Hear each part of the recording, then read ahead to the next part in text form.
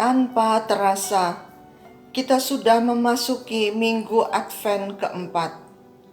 Dan tidak lama lagi, kita akan merayakan hari kelahiran Yesus Sang Juru Selamat.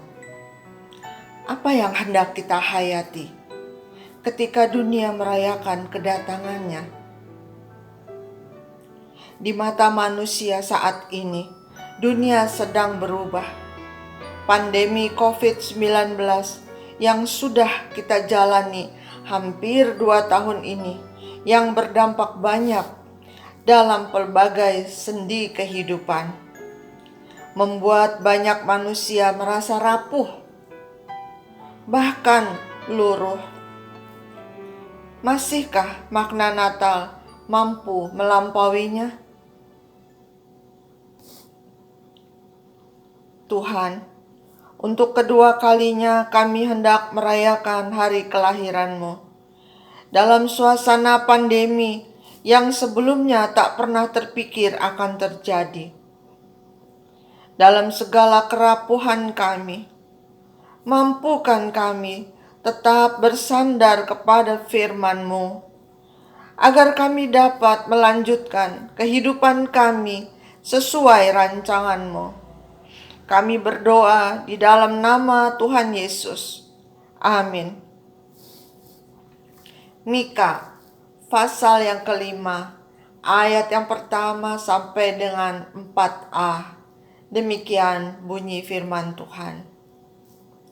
Tetapi engkau, hai Bethlehem Efrata, hai yang terkecil di antara kaum-kaum Yehuda, daripadamu akan bangkit bagiku seorang yang akan memerintah Israel, yang permulaannya sudah sejak purbakala, sejak dahulu kala.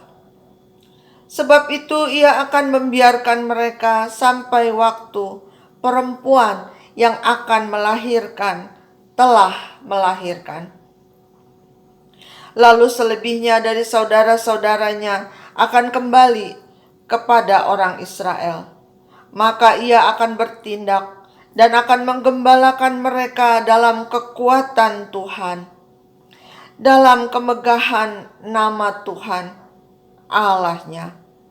Mereka akan tinggal tetap, sebab sekarang ia menjadi besar sampai ke ujung bumi, dan dia menjadi damai sejahtera. Bapak Ibu jemaat yang dikasihi Tuhan Yesus, Shalom. Peristiwa kelahiran Yesus Kristus sebagai Juru Selamat dunia sangatlah istimewa karena sudah dinubuatkan sejak ratusan tahun sebelumnya. Termasuk nubuat dari Mika, seorang nabi kecil pada abad 8 sebelum Masehi. Nubuat kedatangan Kristus merupakan berita penting besar dalam sejarah, karena di dalamnya berisi berita pengharapan, berita penghiburan, berita sukacita, dan berita damai sejahtera. Bethlehem, kota kecil di daerah perbukitan Yehuda, semula bernama Efrata, menjadi kota yang Allah pilih untuk menggenapi rancangannya.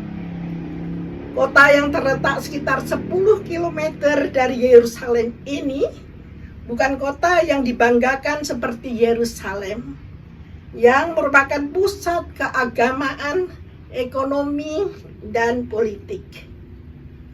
Mengapa Allah memilih Bethlehem dan bukan Yerusalem? Mengapa peristiwa yang berisi keagungan kasih Allah justru terjadi di kota sederhana yang tidak istimewa? Jemaat Tuhan, yang dilihat manusia tidak sama dengan yang dilihat Allah. Karena Allah melihat jauh ke dalam yang tidak mampu kita selami, jauh melampaui segala indera yang kita miliki. Contoh nyata adalah pandemi COVID-19 yang belum usai. Allah tahu bahwa pandemi ini mencemaskan manusia. karena bukan hanya berdampak negatif pada kesehatan, namun juga perekonomian, pendidikan, dan kehidupan sosial. Manusia merasa tidak lagi sama, tidak lagi bersinar cemerlang seperti sebelumnya. Namun bukankah Allah sebelum pandemi adalah Allah yang sama di saat pandemi? Artinya rancangan damai sejahtera yang jadi tujuan Allah bagi dunia ini tetap berlaku bagi Allah. Kerapuhan yang kita rasakan ini adalah Bethlehem Efrata yang walaupun tidak dalam kondisi bersinar cemerlang di mata manusia, namun tetap berada dalam genggamannya, tetap menjadi alat cintanya, tetap menjadi bagian dari rancangannya, yaitu rancangan damai sejahtera. Ya, sebagaimana Bethlehem Efrata, Allah juga telah memampukan kita sebagai pembawa damai sejahtera, walaupun mungkin hanya melalui hal yang kecil. Selamat menyambut Natal dengan penuh sukacita. Selamat mensyukuri kasih setia Allah yang melampaui segala kerapuhan manusia. Kedatangan Sang Juru Selamat adalah bukti nyata bahwa Allah tak pernah berhenti menjumpai kita. Apapun yang sedang terjadi, yang kita alami, kasih besar dalam kekuatan Allah akan memampukan kita untuk terus melangkah. Tuhan memberkati jemaat. Amin.